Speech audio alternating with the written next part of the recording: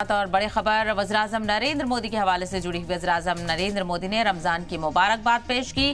पाक महीना समाज में एकता का एहसास बढ़ाए, हर जगह अमन और खुशहाली हो। तो आज से पूरे मुल्क में रखा जा रहा है रमजान का पहला रोजा और तमाम अहले वतन को सलाम टीवी की तरफ से भी रमजान की मुबारकबाद। आज से रमजान के पाक महीने की शुरुआत और अहले वतन रमजान का पहला रोजा आज रख रहे हैं और इसी सिलसिले में मुबारकबाद का सिलसिला भी देखने को मिल रहा है। तो वहीं मुल्क के वज़ीर-ए-आज़म नरेंद्र मोदी ने भी रमजान की मुबारकबाद सभी लोगों को पेश किया और उन्होंने कहा कि पाक महीना समाज में एकता का एहसास बढ़ाए, यानी एकता के एहसास बढ़ाने का अज़्म दोहराते हुए पीएम ने सभी लोगों से अपील की है और कहा कि हर जगह अमन और खुशहाली हो। आज से पूरे मुल्क में रमजान का पहला रोजा रखा जा रहा है। तमाम जो मुसलमान हैं और जो लोग रोजे का एहतमाम करते हैं उन्होंने सहरी के साथ इस पाक रमजान के मुबारक महीने की शुरुआत की और कल तरावी का भी एहतमाम किया गया। तो अलग अलग जगहों पर खास रौनकें देखने को मिल रही हैं, बाजारों में भी खासा रौनक देखने को मिली और